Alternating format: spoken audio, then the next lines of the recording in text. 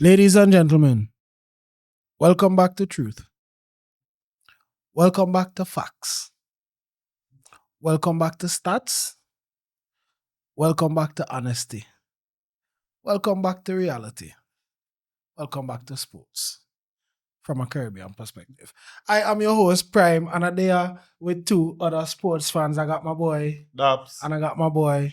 And we're here to bring you the best takes on the best teams, the best players, the best leagues, all from a Caribbean perspective. We are GSCP. Welcome back to the show. Global. And we wasting no time at all. Club football is back. International break number 999 for the year 2025 is over. Thank Lord. We won't have another one until March, I think. March. So we got a good couple of months, Christmas break aside, to really see what is what around European football, what these teams are about. And definitely in the last 2 days in particular, in the UEFA Champions League, we've seen a lot about what these teams are about indeed. So we got a lot to talk about. We want to hit you with what happened recently on the weekend. Which league we wanna focus on first? We're only gonna talk about Spain and the Premier League for now. Given that we want to focus on the European fixtures for this. We could touch on Spain first. We touch Spain first? Yeah. Well, the weekend was a little interesting. Nothing really changing in terms of the positioning, but definitely the points between the top four in La Liga getting a little bit condensed, I think, is what? Just 4 points separating the top four right now. Yeah, Madrid was at home or away? Away to Elche, drawing 2-2. We had a return to the camp. Now I'm gonna talk about that in a bit. Finally back home, but not all good things to say about Barcelona today for sure. But 4-0 over Ernesto Valverde's Athletic Bilbao. And Atletico Madrid with a tough away trip to Bordelas's Getafe. Sneaking away with a typical Atleti performance, 1-0, job done. See you later.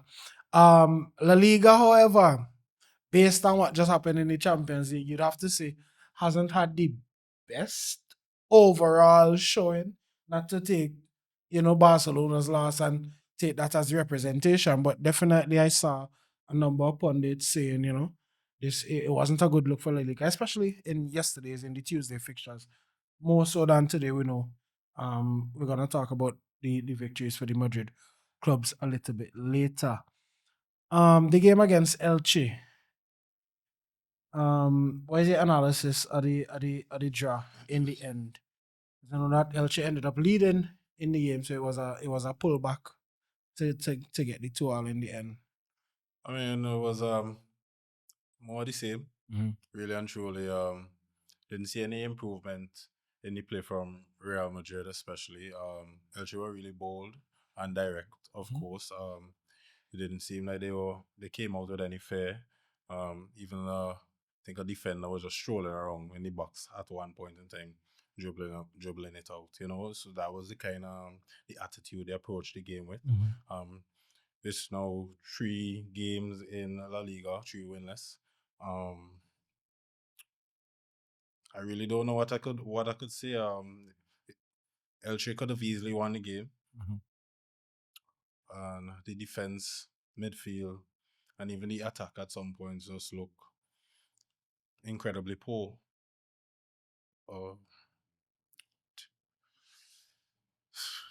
Madrid, boy.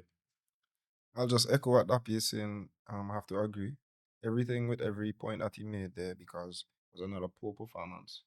A strange starting 11 from Xabi Alonso playing Fran Garcia as a left winger, basically in Vinicius' role, and he's a left back. And that would have been counterproductive. It hardly looked like we were going to score a goal. Before we scored in the second half, we went about 3 games without scoring and a half. So that's nearly 4 matches without scoring a goal with the kind of talent that we have on the field. So that plus the off-field rumblings with Vinicius' contract and toxic and all of that kind of thing.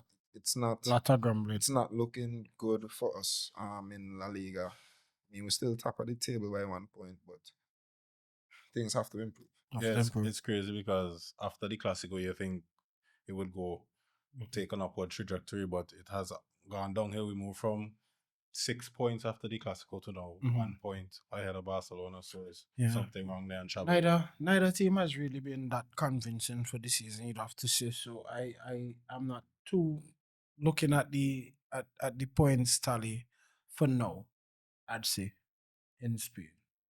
For now. So that's a long way to go. Yeah, still a long way to go. Speaking of a long way to go, it was a long way to go for us Barcelona fans in getting back to the Camp Nou. I think I was talking to Dappy about the starting 11 the last time we actually played. Commenting that people like Busquets and Jordi Alba were still in the team, then Bailey and these other guys. So great to see us back at the Camp Nou. We know it's not finished, but even it's such a grand stadium that even at maybe half capacity, it has about the same as at Stamford Bridge, a place that we we played this week, and we saw what 45,000 fans feels like.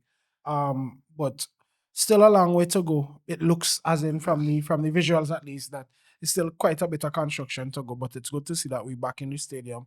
That would give us another revenue stream. It was a good performance, to be honest, thinking back on the game. Lamine Yamal had a great game, showing some of his prowess and skill. But overall, you'd have to say that Athletic Bilbao this season, we should be winning that game comfortably. To be honest, no disrespect to Ernesto Valverde and his team, but they're not having the best season in La Liga by any measure of a team of their quality and their caliber. So I don't think there's much that we could have taken from the game other than confidence to say, okay, let's go into this game in the UCL and see what we can do. We're back at our own stadium now. Obviously, we have another away game to go away in the Champions League, but you must have thought that Barcelona would take some strength from that game.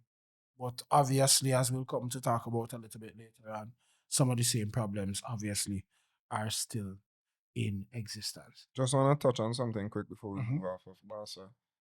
That was they have now scored in 33 consecutive La Liga games. 85 goals total, right? That is their best run since 2019 under same coach that they played against, Ernesto Valverde. Whose team scored in 37 La Liga games in a row, amassing 99 goals. So Barcelona, a great run of goals scoring from, but the same problems, and we'll get to those later, obvious. Of course. Right? We want to swing by the Premier League on the weekend as well, because based on the performances from some of the Premier League clubs, we'll see varied results for them in Europe. And I think if we look back to their performances on the weekend, maybe you could get a bit of a clue as to what was to come. Because Arsenal versus Spurs, not London derby, Arsenal winning out 4-1, Eze with a hat-trick. So Eze having a great week in terms of performances. He had a great game today in the Champions League, in my opinion, as well. Chelsea winning clean sheet 2-0 versus Burnley. Then you had Liverpool taking a big loss at Anfield. And you see the thing that I'm saying here. It seems that the weekend performances in the Premier League in particular mirrored what they were able to do in the Champions League, sort of replicating the Champions League, whether for positive or negative, better or for worse. Liverpool losing 3-0 to Nottingham Forest at home. Man City losing at home as well. No, they lost away. They lost away, but losing to Newcastle. 2-1. You'd have to say a mixture of fortunes right now in the Premier League. But just as we called it out, I guess that's how it's falling out, with the exception of Liverpool, obviously not in third position, but Arsenal on top, Chelsea in second position, something that a lot of people might be surprised about. We spoke about Chelsea earlier this season. Liverpool, and it's not, in my opinion, huge questions. Hot seat. I think another big loss. And in the weekend to come, in the next game to come, I'd say that his job is already on on the edge. Yeah. Very much on the edge. Things can turn very quickly in modern football, and if your team is not delivering results, and we spoke about even when they beat Real Madrid in the Champions League, we spoke about how poor and inconsistent their league form was. We've already been here here on GSCP. We've already spoken about the inconsistency in the performances, and I'll get to this a little bit later. Salah. Yeah. Nowhere to be found. Yeah, bro. And what the hell going on with Van Dijk? Is netball he playing? I've always thought Van Dijk to be somewhat of an overrated defender. To be very honest. There's no excuse for that penalty. His dramatics at full time. Well, I don't say dramatics. What just the facial expression and so on at full time? I don't know. It seemed to he seemed to be making a point of making a face, and it just reminded you of those moments when these are big football stars, and they know the cameras are on you and so on, and the cameras on you. So you're making a point to have that sort of reaction, but bro, the field is where your team needs you to have that reaction. So that's what we're saying. The weekend performances for the Premier League teams in particular really seem to mirror what they were able to do or not in the Champions League to follow. So let's talk about the Champions League. I want to talk about the current match day. So we're gonna talk about the Tuesday fixtures and the Wednesday fixtures. In case you're wondering, we're recording this episode on Wednesday, the 26th of November, 2025. So before we jump into the fixtures for Tuesday and Wednesday, let me give you a little bit of history on what also happened on this day. Not in 2025, obviously, but all the way back in 1979. The IOC, International Olympic Committee, voted to readmit the People's Republic of China on November 26th. So that's when they announced the decision in 1979. That was following a 21-year period of exclusion, and that allowed China to rejoin the Olympic movement. A crucial step in China re-engaging with the international community. And we know that since then, China has gone on to become a major sporting power, dominating the Olympics. We even saw them hosting the 2008 Beijing Olympics. Very, very memorable for us here in the Caribbean. So, You don't know what's going on. So a bit of history as to what was occurring in the world and how things were changing, and then we'll give you a bit of recent history today as to what was happening in the Champions League. So we'll start with yesterday's fixtures and then we'll talk about today. So the Tuesday matches recap. You had Juventus and Napoli with wins. You'd have to say expected wins. Juventus made harder work of it. Napoli with a clean sheet. I think Juve won about 3-2. 2-3. Yeah, 2-3. Yeah, First, I think. Yes. Yeah, they made difficult work of it, but they got the job done. Benfica with a away win at Ajax, winning 2 goals. That's their first. So getting there. But Newcastle lost to Marseille. This just in, French league is better than the Premier League. If we're going off of how a lot of fans like to use individual results, this is copium. I'm coping, right? But if we're going to based on how fans like to use results as a measure for the performance of a league, Newcastle lost to Marseille, just in case, and we'll talk about the performance of the other teams. In particular, Man City, losing. Again, we spoke about how the weekend performance sort of mirrored what took place. So they lost, but this time at home to Leverkusen. I saw the scenes at the end of the game, the Leverkusen fans staying till late, the entire team going up and, applauding the fans, real team effort. It's good to see them still being able to, shine on the European stage like that. Problems for Pep? Definitely. I mean, he made 10 changes for this match. I've always had a problem with Pep, they call it. And the tinkering and the tinkering. Yeah, I think it's almost overplaying. Mm-hmm. And you wanna protect the players, of course, from injury and so forth, but Yeah, this was a bit of an overkill. I mean, 10 players. I mean, you're resting them to play leagues. I guess the league seems to be more important. Ball genius. Yeah, that was kind of weird to me to see, just a wholesale change. That was City's first loss at home versus a German team since 2013 versus Bayern, right? Now that's 2 losses for City coming after the international break. And we would have thought that the international break would have given them some revive and helped them to carry on the form that they showed after beating Liverpool 3-0. But they clearly go on in the opposite direction. As you said, they made 10 literal changes, which means they somewhat underestimated Bayer Leverkusen and their ability. But it's still a championship winning team. They are at least the core and they know how to play. So I thought that was a lack of respect for Pep by changing 10 players, including Donnarumma as well. Like, yeah, that's crazy. And funny enough, Bayer Leverkusen less defeats than Man City this season. They only lost to PSG in the Champions League. That's the only loss in the Champions League. And Bayern, have a lot of draws this season. Yeah, they do. Bayern Munich and Hoffenheim. So they have to learn to turn more of those draws into wins. Yeah, win out the game. They have been, keeping it solid enough not to lose matches.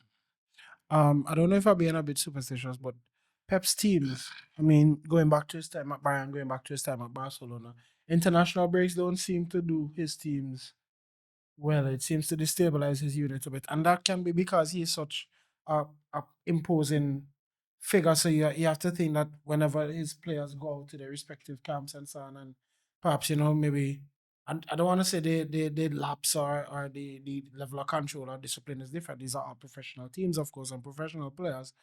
But it seems that whenever he doesn't have his team together and they can't really put together a set of trainings and proper game really have a game plan together, then his teams tend to suffer following international breaks. I mean, he was my team's coach, so this is something I've sort of picked up with him. Also, before you move on, they they clearly have a Haaland dependency problem. Correct. So if Haaland doesn't produce a goal, a moment of magic, they aren't going to score because he didn't start. It was Obama Mush up front with Oscar Bab and the legs, and they barely troubled headache Flecken in Leverkusen's net. So that was Pep's 100th game. Just another stat. That was his 100th game in the Champions League for City, becoming the third ever coach to do that with an English team after Sir Alex and Arsene Wenger. So I was his 100th game and it was spoiled. They spoiled the party for Pep there, man. Should have given him a victory on the 100. We want to talk about the performance of the La Liga teams yesterday. Wasn't a good showing for España. Athletic Bilbao were involved in a goalless draw. Yeah. Villarreal. Another 4. First time I've seen them play anything except yellow. They got mopped. they got washed, man. Dortmund 4-0 to Villarreal. And speaking of washed,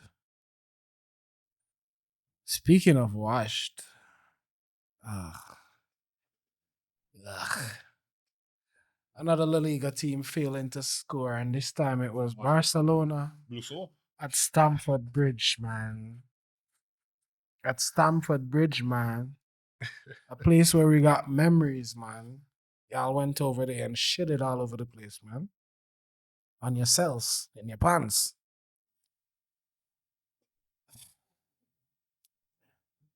I want to say with that game, if you're going on, you want me? Got you first, but before we move to the Barca game, big up Dortmund because it was a great performance. To be honest, I don't want to just say that it was horrible from Villarreal. Shout out to Dortmund. And remember, this is a team that lost to City and didn't really look up to par in that game. I'd say job done and respect. More than job done because Villarreal have had their best ever start to a La Liga campaign this year. They're currently in third place ahead of Atletico Madrid, only a few points behind Barca. So they are a very good team, and Dortmund dismantled them. Ciro Girassi is a very dangerous team. Dortmund just has this ability to just shine at certain times, and they're a very experienced team in this competition. Underrated at many different times, but on their day, a difficult team to face. So big up Dortmund. knocking way. There's a bit of yellow on yellow. The yellow wall knocking the yellow submarine, but that's how it is, man. Yeah, back to back to Stamford Bridge. Big up Caicedo. The best defensive midfielder in the world right now. Undoubtedly. Honestly speaking, it was like he was tackling and going for beach ball almost, because it's like that was all he was seeing. Coming from behind, winning a tackle, sliding from the side, winning the tackle, and coming out with the ball. And I think that you actually notice when he's missing. You know, like I think the game on the weekend, they struggled a lot and Burnley exposed them a lot in the midfield. Andre Santos sat a little deep and there was a lot of space in the midfield. Mhm. When Caicedo was there, especially with Enzo in front of him, because that's a workhorse as well. Chelsea has a decent midfield. I think they need Cole Palmer would be the other piece to, give them that extra attacking flair. But I think they have a decent midfield already. Not quite world class, I would say, but I think that was the core of what made what brought their success. Estevao did his thing, Bino Gittens did his thing, Neto to some extent, Garnacho to some extent. Those two players, I think they're really poor. To be very I think João Pedro should have played over Neto. Chelsea, they knew what to expect, and they exploited Barcelona's. Before you go, I have a very, very, well, it might not be a hot take, but I have a take that I formed after watching that Barca game, after watching Madrid play Liverpool, after watching Atletico play Arsenal. I have a take that is backed up by some facts. Premier League have won their last 10 out of the last 11 games versus Spanish teams, outscoring them 19 goals to 4 process. The only team that won against an English team was Barcelona. They beat Newcastle this season, and that was a very close game. 2-1. Very close game. So the take that I have is the likes of Barca and Madrid. Not the likes. Barca and Madrid, who would usually consider to be regular UCL contenders based on their name and their history, are not. Mm-hmm. They are not up there with the likes of Arsenal, Bayern Munich, and Paris Saint-Germain. Liverpool in their best as well, as they showed against us, they would play us off the park. Mm-hmm. We are falling behind, not just in terms of the finances, the physicality. Of teams are running over these Spanish teams. Fitter. And you just mentioned Caicedo. That's what he did to Barca's technical guys in the midfield. That's what Soboslai did to our midfield. That's what Declan Rice will do to any midfield. So the Premier League is increasing the gap, and it's not looking good because they already have the significant financial power, and they seem to be getting better on the field as well in terms of technical ability, plus the pace and power, which they already have. So it's rough. It's going to be rough for the Spanish teams this season in the Champions League, at least. I mean, this is not a referendum on Spain and Spanish football, and we're going to be down for the next 5-10 years, and England teams are going to win all the Champions League. No. But at least for this season, based on the evidence that we've seen so far, 19 goals to 4, 10 out of the last 11. It's a recognition of where we are. Right? It's very much the reality that we're currently living in, that the Premier League is just better. Before I turn on my record player and play the same broken record, let me see. Credit to Chelsea fans as well. Particularly because before the game they showed a great deal of belief in their team. But who wouldn't believe in themselves playing this Barcelona backline and this Barcelona system right now? I feel like everybody around Europe is just like, they can't wait to play. Ooh, feasting. You understand? Look at the lineup from Chelsea. Not even going with an out and out number 9. Peace. Because they already know all I need to do is run. And if I stay in my half, which you are already enabling me to do because you insist to play on the half line. So I am already in my half. All I need is 1, 2 passes. And the greenery is there for the taking. And even though only 1 out of the 3 goals from Chelsea really came from an exploitation of the high line directly, you would have to say. I think the flow of the game was dictated by them constantly putting us on the back foot. And I'll come to how we play when we are on the back foot.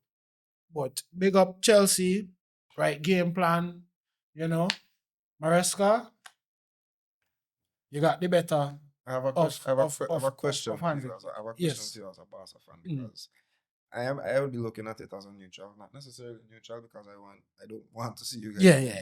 But I'm looking at it from the outside, saying that okay, we just always play this way.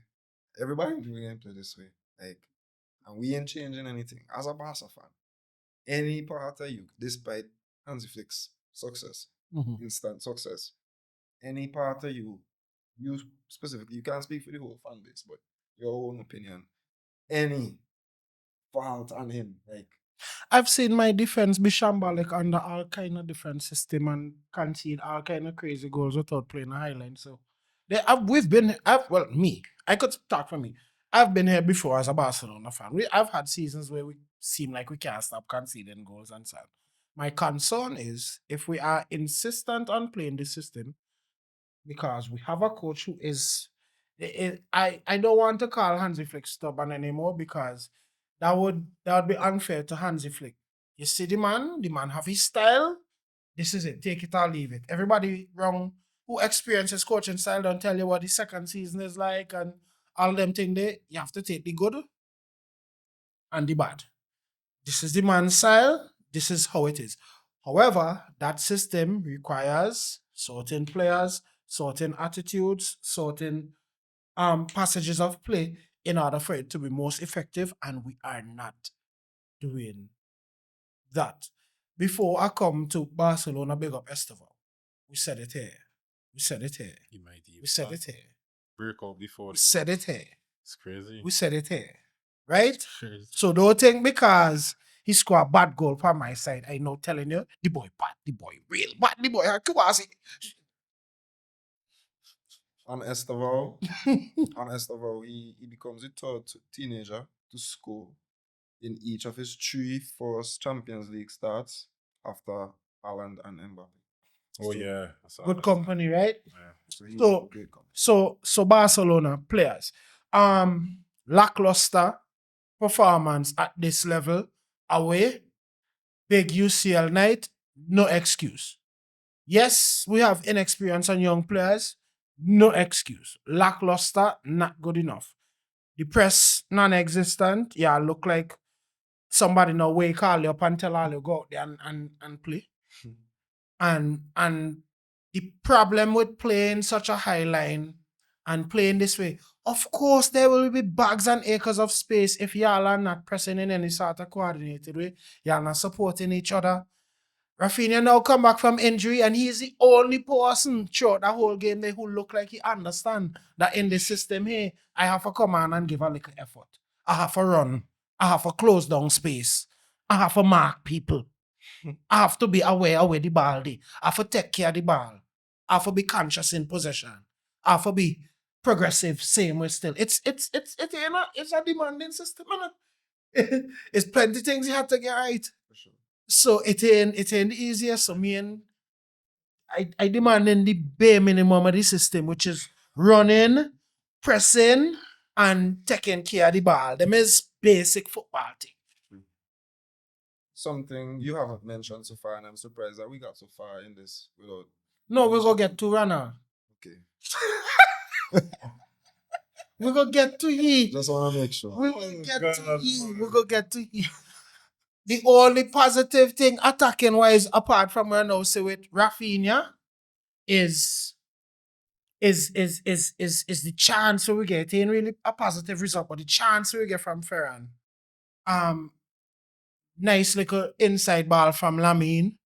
So I guess, yeah, whatever. he gave us something in the game. Ferran, I ain't surprised you miss. Yeah. My soldier, them ain't surprised you miss. The photographers ain't surprised you miss. Chelsea players ain't surprised you miss. Nobody surprised you miss. Because bro, you just have misses. You have misses in your locker. Just like how people could pull out a bad finish or pull out a bad beats or a nice little bit of flair. You have misses in your locker, bro. And unfortunately, they just come sometimes at the most crucial times when chances are hard to come by. Bro, that ball should be in it. That's 1-0. That's 1-0. Lamine, this is what being a world-class player is, and you will understand that to be in the conversation of Messi and Ronaldo, you have to do it every time. Vinicius is a person understanding that right now as well. He's going through a similar type of experience. You see, when you like talk, you back your mouth. So you put yourself in the spotlight with your talent itself, but you've kept yourself in the spotlight and you've created certain narratives around yourself. I don't know if that's your personality. Just you're young, bro. So let me talk to you like a little brother. Just relax and do your thing, my buddy. Just play football. Right? Just play football. So you feel he's struggling with my injury still, and that's why he It's just plenty. It's just a lot. It's just a lot. To big me. up. It's just a lot and he young. It's plenty and he young and it's showing. Just like I was talking to somebody about Kubasi, he without Inigo, he look like a teenage centre back. Now that look like where you're going get. Yeah. That look like where you're going get. Mr. Uruguayan. Captain. Respect your Nah. Yeah, respect it. No. Okay. He don't respect himself as my captain. His head pan Mars. Gone space. Head gone every time. Shabba me constantly speak about it. You are a rash, brute player, and I love the dominance and the physicality and so on, but oh God, cabeza duele. Brother, oh gosh, just use your head. You already gone and get yourself a yellow card for a foul the referee didn't even call. You calling for a yellow and the man didn't even call it as a foul. You got yourself a yellow card for that. And on top of that yellow card, in the same half of football, with your team just 1 goal down in the Champions League. Just 1 goal down. It's group stage, 1 goal down. That's what you're doing. Taking out Cucurella. We ain't say Cucurella yet. Cucurella had a great game. Fantastic. Big up Cucurella. I go and stop rant and rave and thing and so we got other teams to talk about, other performances to get to. Broken record, pull the needle off of the record. The definition of insanity is doing the same thing over and over and expecting a different result. So Shout out to Enzo Maresca. Perfect game plan. Outfoxed and outcoached Hansi Flick. Despite the red card, they were the better team, already had disallowed goals. They were definitely going to score against 10, 11, 12. Seems like they were going to score with any amount of players on the field. They were second in the Premier League and fourth in the Champions League table. Looking great with Palmer still to return. That's not good enough. Barcelona. Yeah, moving on to the Wednesday fixtures. Sporting and Atalanta both with 3-0 wins respectively. Sporting beating Club Brugge. 3-0 something. Yeah. You understand? And Atalanta beating Frankfurt something. 3-0 as well. Very familiar scorelines. Very familiar scorelines. Everything else though, it was a goal fest today, man. I think it's over 40 goals in the Wednesday fixtures. Let's get into it. I'll talk about let's go to the Madrids first. We'll do Atleti and then we'll talk Real Madrid before we move on to some of the other fixtures. Atleti boy. Simeone boy. Another classic textbook. Yeah, got you there. That was a good performance. 90th minute set piece. You just gotta love to see Cholo. Simeone player, yeah. just really getting Passion. into it and showing the passion that he still has for the game. And sometimes I just feel like watching him like he's seconds away from just throwing on a pair of cleats I'm going on. and running out Yeah, those and the things. field and doing it himself, man. They currently on It's good to see. a 6-game win streak in all competitions, bro, since they lost to Arsenal. Yeah, nice little run of form. Well, they're always strong at home at the Wanda. At the Wanda. They're always strong at home, right? And it's Metropolitano. very, very difficult to beat them there, even when it was the Calderon. So no surprise to see Inter lose when they went over there today. Just the enigma that is Atleti in Europe, boy. The man Atleti does be doing real plenty real side job. Yeah. It's another Dortmund S type tier of performance in the Champions League where they're always there or thereabout. You can always expect them to compete. And I think that given this little run of form that they're on, it looks good so far.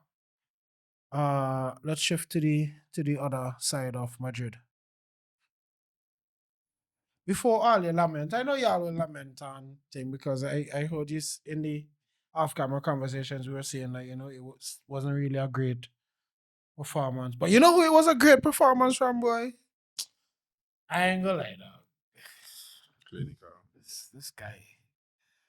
Nights like these when he does stuff like this is exactly what I envision every time I used to hear, boy, Madrid going by him and Madrid going by him, and I used to just in your head just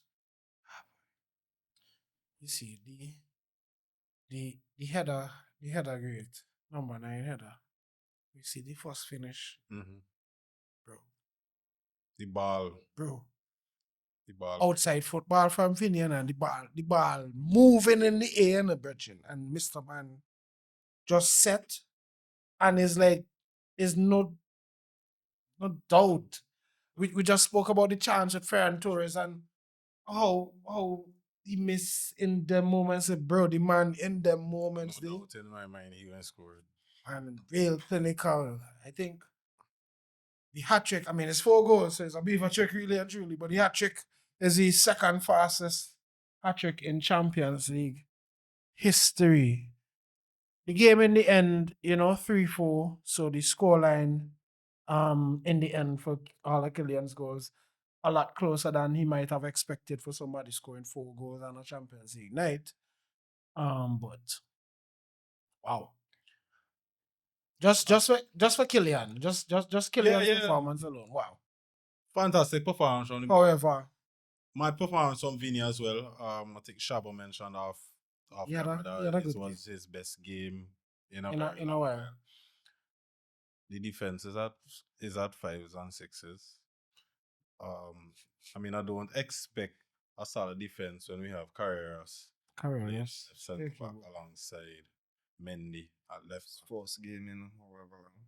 And I tell people this all the time. Mendy plays, Mendy has the ball, and my heart is in my hand because you're worried. He has this confidence in him that he's press resistant and he could hold it up as long as possible to get away from the press. But he makes some silly mistakes as well, and it's some big step out and thing.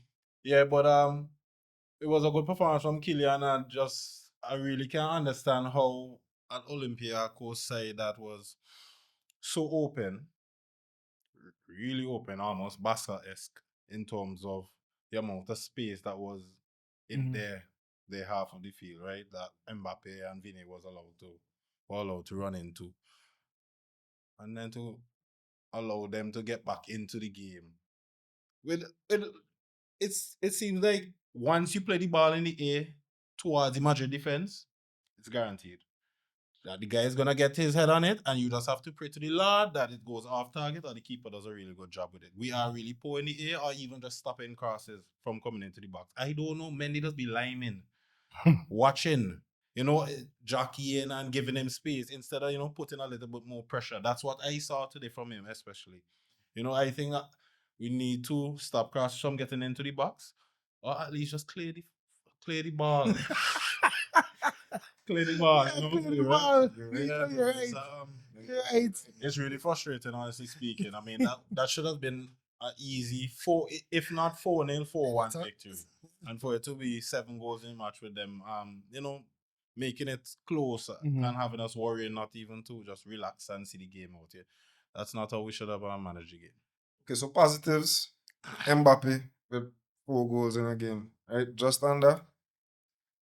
He becomes the 4th player in Madrid's UCL history to score 4 goals in a Champions League game after Alfredo Di Stefano, Puskas, and Cristiano Ronaldo. That is now his 22nd goal for the season in all competitions. Another positive, Trent Alexander-Arnold. He has come back from injury in the last 2 games. He's looked very, very good at right back. Spraying balls over the top. His passing has been good. Some of his defending has been great as well. So nothing else positive, to be very honest. I'm not gonna lie to you. No cap. Vinny had a good performance as well. He had 2 assists.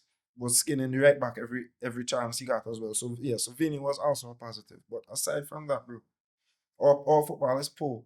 We were helped by the fact that Olympiacos was playing this high line and it suited our fast players. Aside from that, in the middle of the midfield, that's where we have our biggest problems.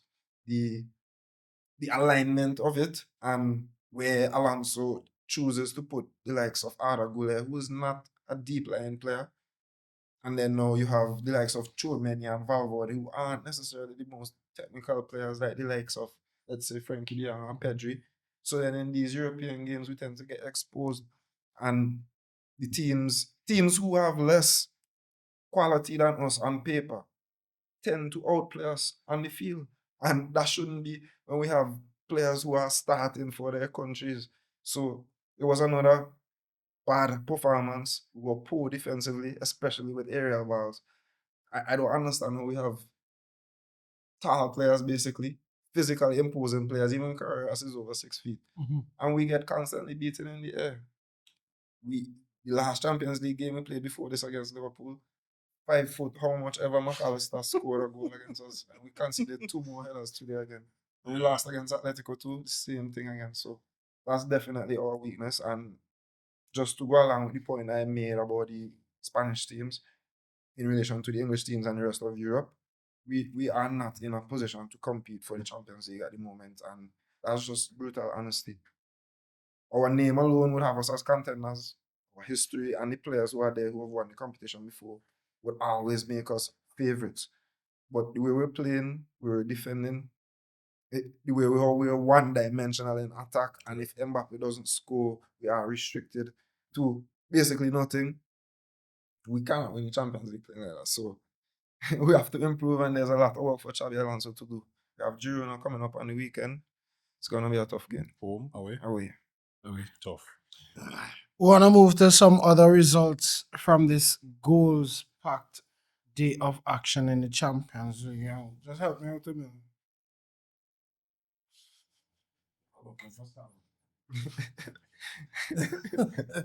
No, Bridget. Because when thing nice, it's all kind of Ballon d'Or. Oh, best player, best wing in ball.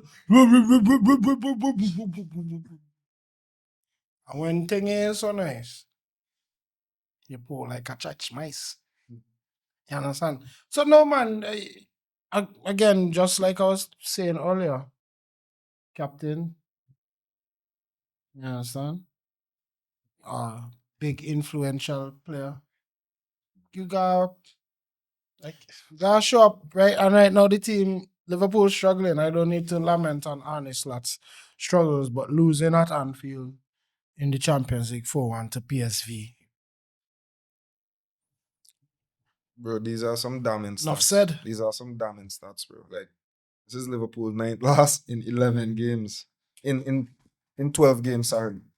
Right? That's their most losses in a 12-game span since 1954. You know the history of Liverpool, right? 3 consecutive losses in our competitions by 3+ goals. First time since December 1953. Jesus. They are 12th. 12th in the Premier League and 12th in the Champions League. So they're consistent at least. They're 12th in the Premier League and 12th in the Champions League. Just about It just might be time for that to go, in my opinion. Because the players clearly aren't responding to his message at the moment. Nothing is working.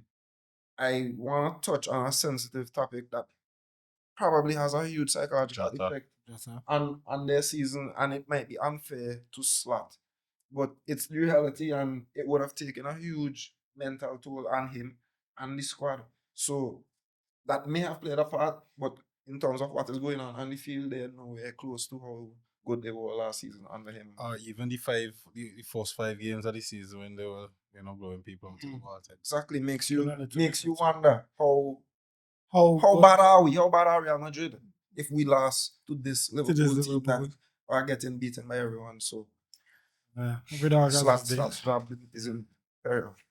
All right, and remember we said that the results of the Premier League teams on the weekend mirrored. But wait, before we move on, differently, we gotta give PSV some credit. No, for sure. Well, of course. For sure. Because they did something similar to Napoli in Naples. I think in Naples. Yeah, they beat Napoli. They beat Napoli in last match, right? Last match or the match before. From the start. And it was like 6-2 or 6-2, right? So I just want to shout out PSV. This guy could be the next slot, and that's so true. And we don't know. He could be building something special here. So I just want to point them out. Just tell them flowers. They were the first team to score 4 goals at Anfield in Europe in a long time, and their first win in England in 17 years for PSV. Wow, exactly. Moving from PSV victory to PSG. The defending champions in the UCL took on former finalists. I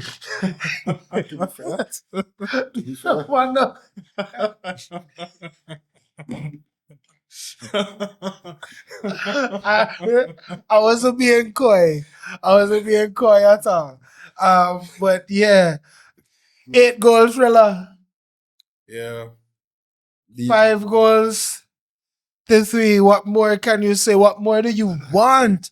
Like we said, this new UCL format promised to bring together big teams, recognizable clubs, and give you, more matches, more high-profile matches, and more high-profile clashes. And I gotta hold my hands up and say, yeah, the schedule is crazy, but this is entertaining. Yeah. I mean, it was the current Europa League champions versus the current Champions League champions. Exactly. They also met in the UEFA Super Cup not too long ago, and Tottenham gave them a good game again because they took the lead 2 times in this game. Stuart Charleston. Vitinha then scored, and then Colomani put them ahead. I think Vitinha had a hat-trick? Vitinha definitely the penalty? Scored a hat-trick, right? I was getting to that. Yes, that's right. Steven Turner. Definitely a good run out from Spurs nonetheless, because Paris are in the upper echelon and Spurs are a laughing stock, basically.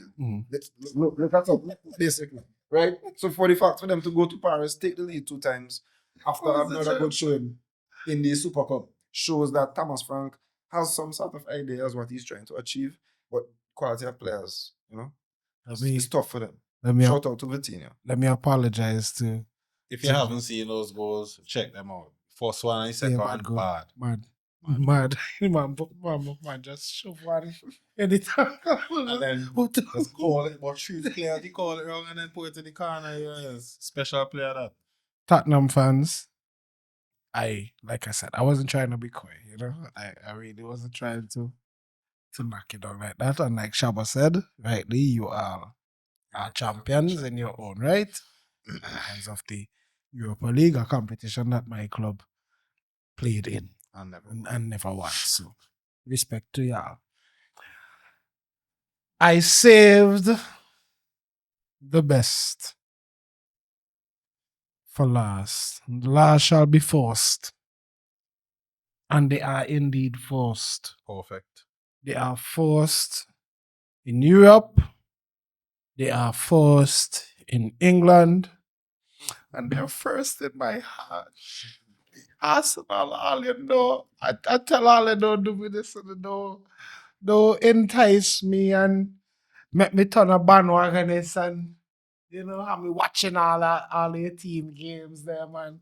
Following up and making sure everything good. One time when Arsenal and Bayern playing in the Champions League, we getting ready for say, boy, how much. But them is days of the past, man. And for a while now too, it's not like a this season thing. I think Arsenal have well and truly, not just with this performance, but just over the course of the season so far, shown that we mean business. We have a great squad. We have a great coach.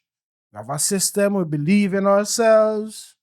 Club fans together, and we're gonna give it a great swing. And so far, so good. 3-1. I got some things to say about that game, and especially the in-game management from Arteta. But let's talk about it. And it's interesting, One thing I want to mention, this Arsenal Bayern game, the PSG Tottenham game, and the Liverpool PSV game, all three games went to halftime. 1-1, I think. You could correct me if I'm wrong. Yeah, I think If I'm wrong, I think all three of those games, because I was flipping back and forth between that and the Madrid game. I think the Madrid game is the only one 3-1 at half. that was 3-1 at halftime, but all the other games were a goal apiece. So you have to say the second half, so they really showed a lot of drama and a lot of different quality.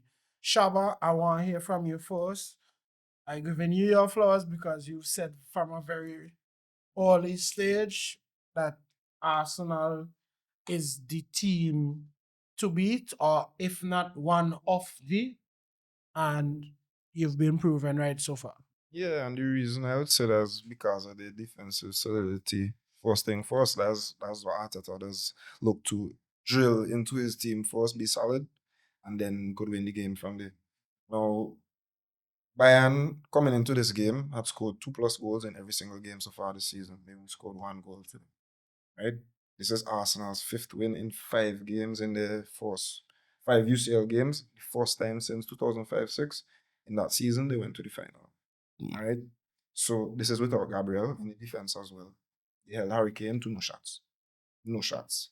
Right? And Harry Kane, considering the kind of form that he's been on so far this season, as a job well done. It says a lot about the squad depth because Nkapie is who started on the weekend for Gabriel. And today it was Mascara. So it was Nkapie and Calafiori, and today it was Mascara and Lewis Kelly. And there was no difference, right? They were solid nonetheless, and they played Bayern off the park. Let's be real. There was a stage in the game when Bayern equalized through Leonard Carls, who becomes the second youngest player to score in back-to-back UCL games after Lamine, right? But after that, Arsenal then took over the game again. And this is all without Martin Odegaard too, who is their captain in midfield. Shout out to Declan Rice. Mentioned Caicedo earlier. He and Zubi had a good game. Mentioned Caicedo being the best defensive midfielder in the world. I'd say that Rice is the best, let's say, box-to-box midfielder in the world. And that matchup with him and Caicedo on Sunday is going to be one to see. But just on Arsenal, keeping it 2 today. Dominant. Madueke and Martinelli tapping off the game. This is Martinelli's 5th UCL goal as well. 5 in 5 games. Right? Madueke replaced the injured Trossard. So again, it's just Arsenal squad depth. As you mentioned, Arteta's in-game coaching. So they can fight with you. They could play a pretty game too. They could win in every week. Every single way. Right? And it's only for them to go over the line now. They have everything they need to win a title this season, a major title this season. Arteta has no excuses. This is definitely Arsenal's season based on the start they've had so far. They have a lead in the Premier League. City and Liverpool literally lost on the weekend as well. And very inconsistent so far. And now they have the chance to extend that lead over Chelsea on the weekend. So, big ups to Arsenal. I want to shout out Arteta because obviously injury is not something that you put in your tactical plan. But to respond to it in the way that he did, I think was good. I was watching the game with an Arsenal fan, and when he saw the number 7 come up, he started to make a little bit of, show signs of frustration. Again, at that time, the game is 1-1. You get me? And he was saying he didn't want Saka to come off at the time and so on, but immediately. Louis Skelly came off. Calafiori came on. Calafiori came on. Shifted Madueke to the right in Saka's position. Rata and Martinelli. Put Martinelli to the left. Calafiori didn't even look like he had anything defensive on his mind. From the time he come on the field, I think I saw him take like a little jog down to like the halfway line thereabout, and it was like about turn. Straight back up. And as soon as he made that run going up to the field, the ball just came to him, and as soon as he got the ball, one intention, one area that he wants to put that ball in. Probably the best pass of the game. Yeah, and it's two. The thing is, Madueke scores it, but it's two Arsenal players in that same general area going to attack that same ball. So you see how the intent is there with the players, and Martinelli just icing on the cake, cherry on top. Manuel Neuer in no man's land. One touch away from him. That was crazy. I wasn't expecting to see this pink short come out of nowhere, you know. No, you're real. Yeah, he made a few mistakes in the game. Also, that the facial hair. Yeah, the mustache is Giving very German. Yeah, but he made a few mistakes in the game. I think he was at fault for the fourth goal as well. Upper Meccano was really poor. Bayern went out with this man-to-man marking approach, and Arsenal allowed them to have their way probably in the first 15 minutes because the possession stats was 79-21 or something like that in favor of Bayern. And at that time, I was wondering, Arsenal look like they're going to be sitting back in this low block and maybe trying to counter, with the concern they have for Bayern and their attacking prowess. But that wasn't the case. What I noticed was they didn't allow Bayern to pressure them. Anytime Bayern tried to initiate that man-to-man press or even press them high up the field where the keeper, centre-backs have the ball, they launch it forward. And when they launch it forward, they caught Bayern out of position and running into a lot of space as well. What I found weird was, don't think you noticed, I'm not sure if you noticed it, but I saw Gnabry at whatever side he was on. He was the left wing, basically the back, right? And remember we spoke about earlier how they rotate and players go here, there, and everywhere. I think one of the main reasons Kane didn't have a shot is because he was playing as a number 6. Kane like he played in midfield. He was getting extremely deep, coming for the ball. And I know all of this is a part of how company wants to approach the game. But it didn't seem at any point he made any adjustment or he adapted to what Arsenal was throwing at him. And I think on the day Arteta showed him, who was the better coach, and he still just on Bayern before we go, because they do have a few key injuries. I don't want to use the injuries as an excuse because everyone is dealing with injuries. I mentioned that Gabriel is out, the guard is out, right? But they are missing a few key players. Musiala is out, Luis Diaz, Alphonso Davies dealing with long-term injury, still out. So I want to give them somewhat of a pass. That's their first loss of the season as well.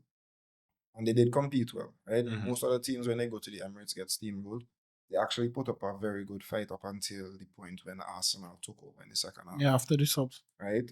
Also, I want to quote Vincent Kompany, who said, when asked in the press conference, Mikel Arteta said they've beaten the best team in Europe in Bayern Munich. What do you say about that? And I quote, Vincent Kompany said, we had this discussion 3 weeks ago when we played PSG. They were mentioning the same thing. I don't think any of us want to be the best team in November.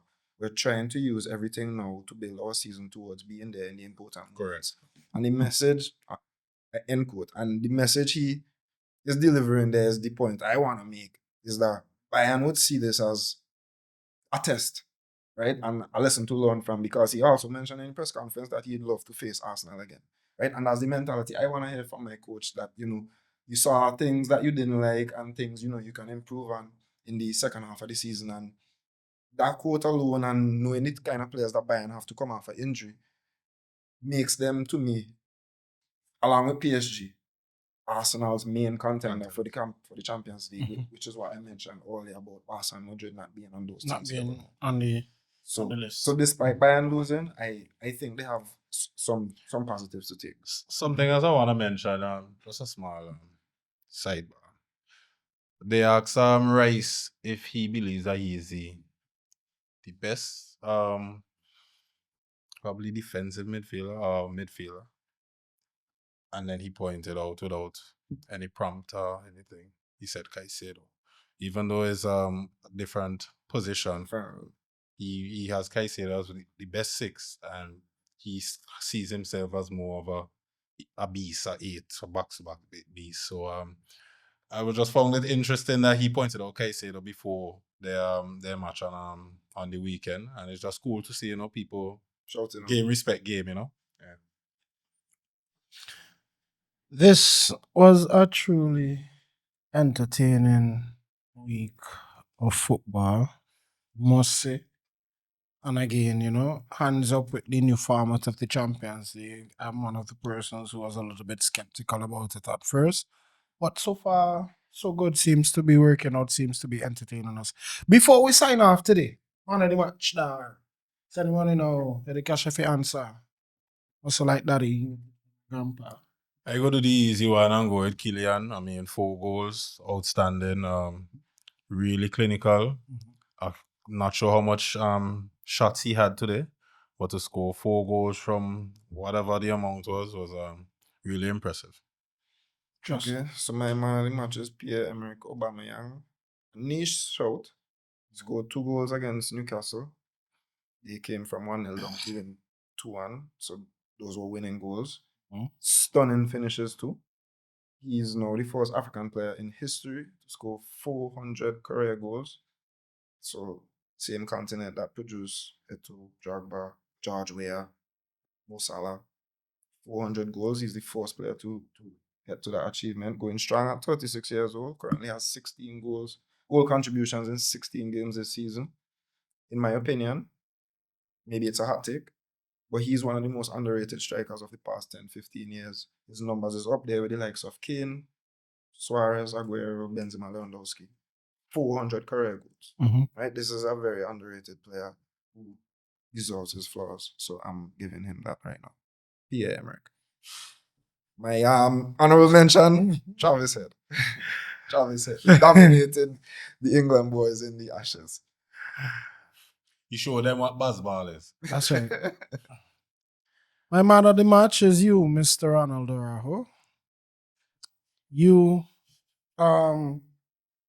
it's excellent, really and truly. The level of consistency that you've shown in continually being Barcelona's Achilles heel in the Champions League has to be recognized. The passion with which you lunge into tackles and challenges, your poor decision making, it's rivaled by nobody in world football right now. I mean, as a club captain, you have literally put in your heart and your sleeve for your club and ensuring that at least by the end of 90 minutes, you will be sent off. So you are my man of the match. You have made yourself the center of attention. Congratulations to you. We have a bill like a segment for that part. They like not donkey of the day, we can't call it donkey of the day, but one of them like yeah. Outside, I already said how I felt about Kylian's 4 goal. So that's my man of the match. Use my man of the match. That's crazy, bro. Great performance, bro. Lovely. Keep it up. Doing great. At least he's suspended for the next UCL game. He's playing against us. On my mother's life. He's playing against us.